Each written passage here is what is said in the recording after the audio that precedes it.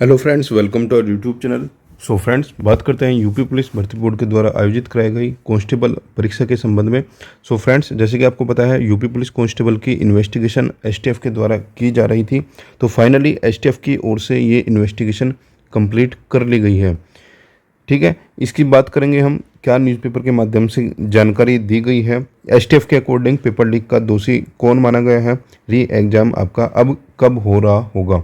So friends, channel पर पहली बार आए तो प्लीज़ चैनल को जरूर सब्सक्राइब कीजिए फर्दर अपकमिंग अपडेट्स के लिए। बेल नोटिफिकेशन प्रेस करना, जिससे सभी अपडेट्स आप तक प्राप्त होती रहे। आइए स्टार्ट करते हैं आज के वीडियो को। सो फ्रेंड्स, एक ये लेटेस्ट अपडेट जारी की गई है न्यूज़पेपर के माध्यम से। इसमें बताया गया है एसटीएफ ने सौंपी सिपाही भर्ती पेपर लीक मामले की रिपोर्ट, यानी कि एसटीएफ की ओर से केस कंप्लीट हो चुका है। इसकी रिपोर्ट अब दे दी गई है एसटीएफ की ओर से। इसमें बताया गया है गैंग के सदस्यों की गिरफ्तारी और वंचित का ब्यौरा इसमें दिया गया है। सिपाही भर्ती परीक्षा का पेपर लीक होने के मामले की जांच कर रही एसटीएफ ने अपनी रिपोर्ट बीते दिनों शासन को सौंप दी है। ठीक है, इसमें पेपर लीक कराने वाले गिरोह के सदस्यों की गिरफ्तारी और वंचितों के बारे में उल्लेख करने के साथ ही सुरक्षा में हुई चूक का भी विस्तार से वर्णन किया गया है। ठीक है, देखिए, जो अभी तक आप मानकर चल रहे थे कि प्रिंटिंग प्रेस वगैरह क्या हो सकता है क्या नहीं हो सकता है, देखिए उन सब के लिए यहाँ पर एक वर्ड यूज किया गया है, सुरक्षा में हुई चूक। ठीक है, विस्तार से जिक्र किया गया है। बता दें कि एसटीएफ की मेरिट यूनिट पेपर लीक से जुड़े मुकदमे की विवेचना कर रही है। ठीक है, आगे इसमें बताया गया है सूत्रों के मुताबिक एसटीएफ को अभी पेपर छापने वाली प्रिंटिंग प्रेस के मालिक से पूछताछ करनी है। यानी कि इसका मतलब ये हो चुका है, देखिए फरवरी से लेकर अब जून में ये रिपोर्ट फाइनल की गई है। अभी तक ये इन्वेस्टिगेशन में जो मेन रोल था उससे अभी तक भी इन्वेस्टिगेशन नहीं हो पाया, जांच नहीं हो पाई, इंक्वायरी नहीं हो पाई है। ठीक है, यहाँ पर बताया गया है हालांकि वह पेपर लीक होने के बाद से अमेरिका जाने के बाद से वापस नहीं आया। अब कोई कहने वाली बात यह है कि पेपर लीक होने के बाद से जो वो मालिक था वो अमेरिका क्यों भागा। ठीक है, पहली बात तो यह है कि अमेरिका क्यों भागा, और दूसरी बात यह है यदि भाग गया तो वापस अभी तक नहीं आया, तो इसका मतलब ये हो चुका है कि चोर की दाढ़ी में तिनका है। ठीक है, एसटीएफ की मेरिट यूनिट प्रिंटिंग प्रेस के मालिक के अहमदाबाद स्थित पते पर 3 बार नोटिस भेज चुकी है। बता दें कि सिपाही भर्ती के लिए 18 व 19 फरवरी को लिखित परीक्षा का आयोजन कराया गया था। पेपर लीक गिरोह ने अहमदाबाद स्थित प्रिंटिंग प्रेस से ट्रांसपोर्ट कंपनी को भेजे गए वेयर हाउस से दोनों दिनों की दूसरी पालियों का पेपर चोरी करके फ़ोटो खींच ली थी। ठीक है, तो ये सब चीज़ें अभी तक बताई गई हैं कि एसटीएफ की ओर से इन्वेस्टिगेशन कंप्लीट कर लिया गया है, लेकिन जो अभी तक भी प्रिंटिंग प्रेस का मालिक है उससे कोई भी पूछताछ नहीं हो पाई है। ठीक है, तो अभी तक देखिए, जैसा अभी तक ये यहाँ पर न्यूज़पेपर के अकॉर्डिंग बताया गया था, तो इसके अकॉर्डिंग आप प्रिंटिंग प्रेस को जब तक इन्वेस्टिगेशन के अकॉर्डिंग प्रिंटिंग प्रेस के मालिक से बात नहीं होगी तो आप इसको दोषी नहीं मान सकते, ये दोषी नहीं होगी। ठीक है, प्रिंटिंग प्रेस अभी भी दोष मुक्त है। ठीक है, ये अभी भी साफ सुथरी छवि की है। जब तक इंक्वायरी नहीं हो जाती और फाइनली एसटीएफ ये नहीं बोल देते कि प्रिंटिंग प्रेस से ही सब कुछ हुआ था, तो आप मानकर चलिए कि यदि आप इस आर्टिकल को देखोगे जो यहाँ पर बातें लिखी हुई है, इसके अकॉर्डिंग जो आपका नेक्स्ट एग्ज़ाम जो री एग्ज़ाम होने की बात हो रही है, री एग्ज़ाम होने की बात है, तो अभी तक यही सेम प्रिंटिंग प्रेस, ठीक है, हो सकता है कि सेम प्रिंटिंग प्रेस से ही आपका री एग्ज़ाम कराने की बातें की जाए। देखिए, ये कोई कंफर्म नहीं है, लेकिन यदि री एग्ज़ाम के लिए नई टेंडर निकालना होता भर्ती बोर्ड को, तो लगभग फरवरी से जून आ चुका है, तो अब तक नया टेंडर नोटिस जारी किया जा चुका होता। लेकिन ये बात यहाँ पर कंफर्म हो चुकी है, टेंडर के लिए अभी प्रिंटिंग प्रेस के मालिक से जब बात ही नहीं हुई तो आप उसको दोषी नहीं ठहरा सकते। इसलिए अभी भी आप मानकर चलिए कि जो पुरानी प्रिंटिंग प्रेस है वही आपका री एग्ज़ाम के लिए पेपर छाप रही होगी। ठीक है, री एग्ज़ाम में क्या होता है वो बाद का मैटर है, लेकिन अभी तक के अकॉर्डिंग यहाँ पर आपकी प्रिंटिंग प्रेस सुरक्षित है। ठीक है, हालांकि बेशक वो दोषी हो या ना हो, लेकिन अभी तक के अकॉर्डिंग उसको दोषी नहीं माना जा सकता। ठीक है, इसके बाद में एक न्यूज़ आर्टिकल और पब्लिश किया गया है। जैसे कि आपको पता है, कल ही मुख्यमंत्री जी की ओर से आदेश दिए गए थे भर्तियों को लेकर सभी आयोगों को, और एक आर्टिकल और पब्लिश किया गया है आपकी यूपी पुलिस री एग्ज़ाम के संबंध में। ठीक है, यूपी पुलिस री एग्ज़ाम के संबंध में एक आर्टिकल और पब्लिश किया गया है। देखिए फ्रेंड्स, ये वही न्यूज़पेपर है जिसने लगभग नवंबर में, जब यूपी पुलिस की भर्ती नहीं आई थी, ठीक है, इस न्यूज़पेपर की ओर से एक और दावा किया गया था यूपी पुलिस भर्ती के लिए, और दावा किया गया था कि यूपी पुलिस भर्ती के लिए और इंतज़ार आपको करना पड़ेगा, लेकिन कुछ दिन बाद ही आपका नोटिफिकेशन पब्लिश कर दिया गया था।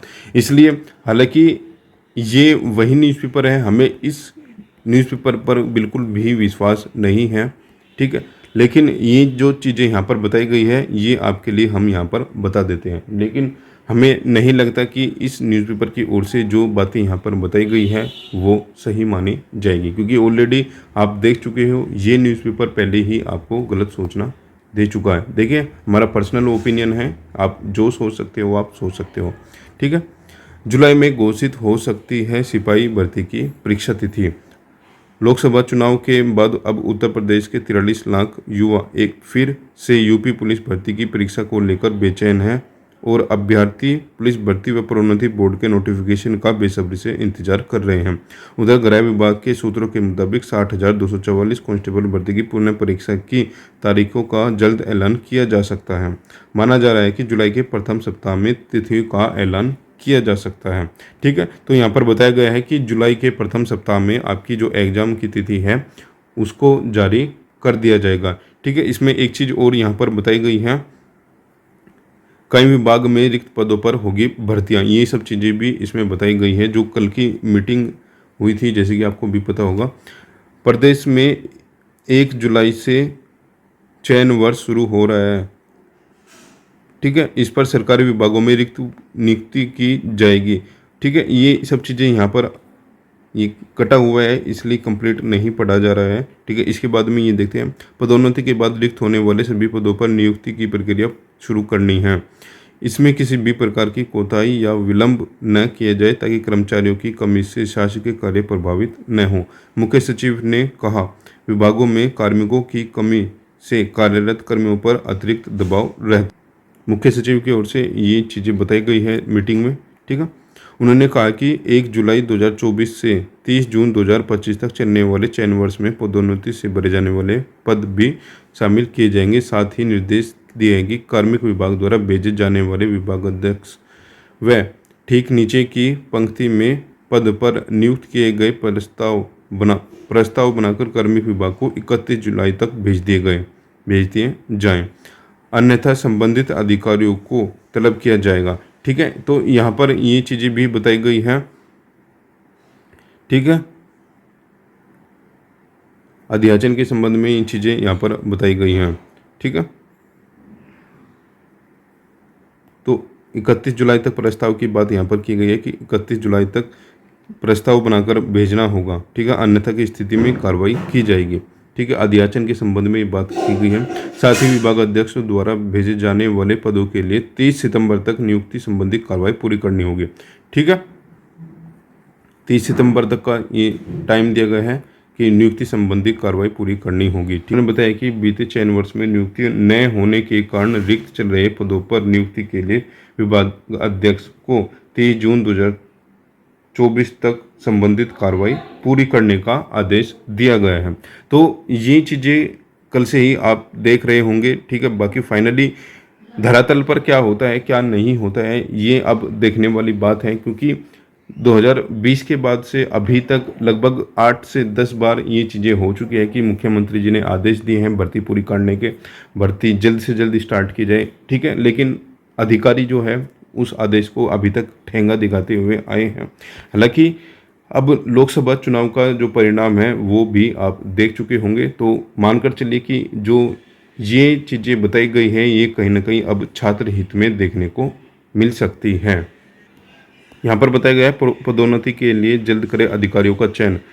मुख्य सचिव दुर्गा शंकर ने सभी विभागों के प्रमुखों को निर्देश दिया है कि 30 सितंबर तक हर हाल में पदोन्नति के लिए अधिकारियों का चयन कर ले जाए। कहा कि से पदोन्नति प्रक्रिया पूरी न होने से कामकाज पर असर पड़ रहा है। उन्होंने समय से कार्रवाई न करने वाले अधिकारियों के खिलाफ कार्रवाई की चेतावनी दी है। ठीक है, तो ये सब चीज़ें न्यूज़पेपर के अकॉर्डिंग बताया गया है कि ये आदेश दिया गया है, वो आदेश दिया गया है, लेकिन जब एक्चुअल में धरातल पर ये सब चीज़ें होंगी तब ही पता लगेगा क्या क्या नए विभागों में जो मुख्यमंत्री जी के आदेश हैं वो लागू हुआ है या फिर नहीं हुआ है। क्या गृह सचिव जी की ओर से आदेश दिए गए हैं, क्या उनको कोई अब मानता है या फिर नहीं मानता है। सो फ्रेंड्स, फर्दर जो भी अपडेट्स होगी आपके साथ शेयर की जाएगी। ठीक है, लेकिन हम यही कहेंगे, ये जुलाई में ना मानकर आप मानकर चलिए कि जून के अंतिम सप्ताह तक आपकी जो एग्ज़ाम डेट है वो जारी कर दी जाएगी। ठीक है, एग्ज़ाम एक्सपेक्टेड आपका अगस्त में आप मानकर चलिए। ठीक है, क्योंकि देखिए हमने जो प्रीवियस वीडियोस बनाई थी हमने उसमें बताया था कि आप जुलाई एंड में मानकर चलिए। ठीक है, क्योंकि अब यहाँ पर बताया गया है जुलाई में आपकी परीक्षा तिथि घोषित होगी। देखिए 10 से 15 दिन का वेरिएशन हमेशा रहता है। ठीक है, 10 से 15 दिन की अप डाउन आप कर सकते हो।